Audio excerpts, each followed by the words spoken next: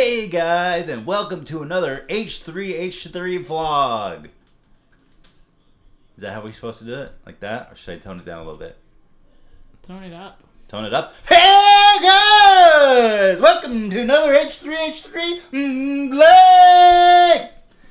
I feel like everyone popular on YouTube has their own little thing where they're like, hey guys, blah blah blah. People love it.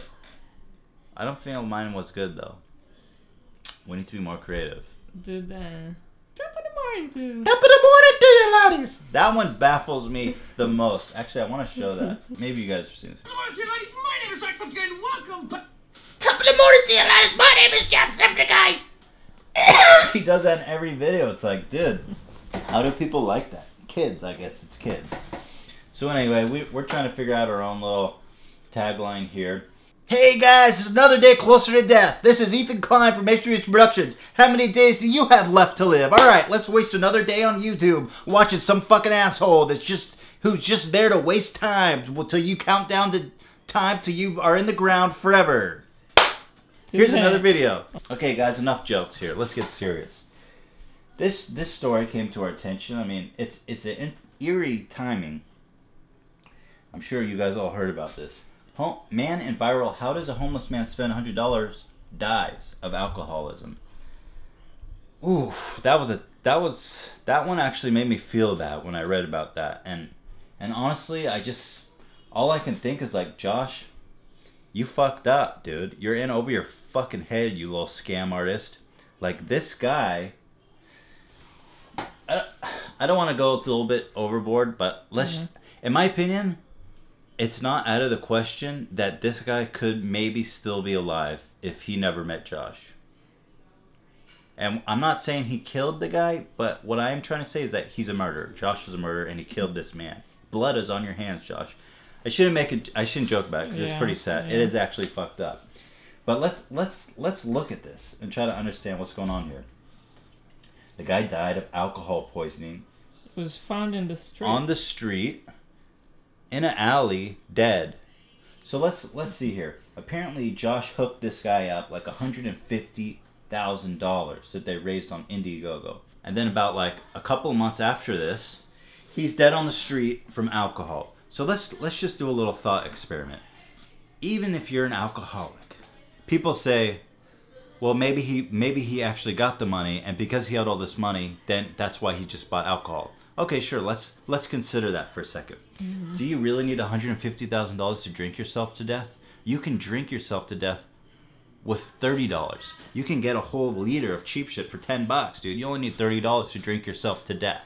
This guy was an alcoholic his whole life, and he never drank himself to death. He was struggling with this shit all this time, and on the street all this time, and he never drank himself to death. So there's something that happened between all that time in his life and this time after he met Josh that made him want to fucking drink himself to death. And also something else to consider is, if this guy had $150,000 in the bank, why the fuck's he on the street? Like, even a homeless drunk would rather be in a motel or an apartment, a cheap place. I mean, throw a couple $100s a month and have a roof over your head. Nobody wants to be on the street. So something here is fucked up. Something here is very fucked up. In the article, there's a little interview where the dude's brother says that he wrote him up a contract, and then he said that, oh, and by the way, you owe me $20,000 for my expenses. That he gave him that contract, and that the homeless dude, get the money? Yeah, I don't remember the homeless dude's name, but he didn't sign it because he thought it was bullshit. Thomas, because basically Josh said, okay, here's your $150,000. But to receive the money, you have to let me keep $20,000 for my expenses. Which, by the way, nice charitable act, Josh. Yeah. This thing wasn't staged, right? I mean, what expenses, right? It wasn't staged.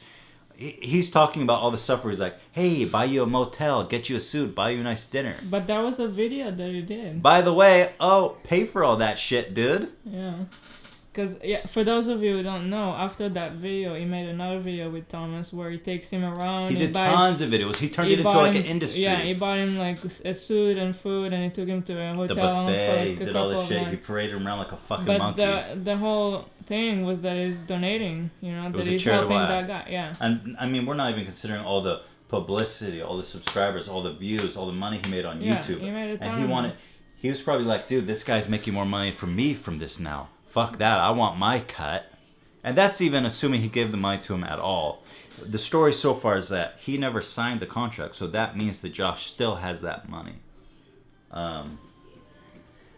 Honestly, this is like pranks gone wrong. Like, this shit is out of control.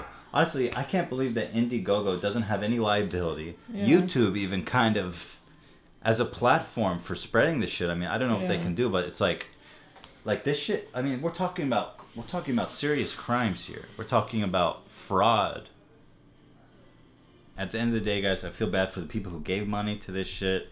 I feel bad for the dude who fucking died and got scammed, his whole family. And honestly, I just have to say that Josh not only is just like an opportunistic, manipulating liar, allegedly, he's also just a really fucking bad dude. And like, people like this just making YouTube shit. Like, we all suspected that this shit was fake, but this kind of, not only does it put it all in perspective and like, yeah, it was fake, it's also like, this shit was malicious, this shit was evil, fraudulent. I just hope that people are more aware that this stuff on YouTube is not real, that it's fake. And I mean, it's like $150,000 gone to, you know, a homeless shelter could have done a lot of good for actually homeless people. And now it's in JoshPaler's pocket probably, and this dude's dead. So I think it's the first time where it's actually like something really terrible happened as a result of these harmless pranks. Like, shit got real. And all of a sudden it's like, I don't know, people need to start thinking about this and understanding it. There needs to be a little bit of liability even. YouTube or Indiegogo or somebody needs to be like, ask what happened to this shit. Josh says in his video, it's like, I gave the money to Thomas on March 3rd. Or he said, like, just show us some proof. He hasn't shown any proof at all that he's given him any money. He just says, I gave him the money. At this point, it's not good enough, dude. It's not good enough. The dude's fucking dead. And people are saying you stole the money. And the best thing you could do is just say, I gave him the money. Step it up, Josh, dude. Prove it, dude. Or else, just gotta assume the worst, man. Gotta assume the worst. We just gotta keep goofing and gaffing, guys. That's all we can do. That's all we can do. And just hope that, you know, we can do some more goofs and gaffs out there in the world and hope people get down with that, dude. Because you know what a goof plus a gaff is, Hila? It's a laugh. So guys, thanks for tuning in this week, and hey, it's History Vlog!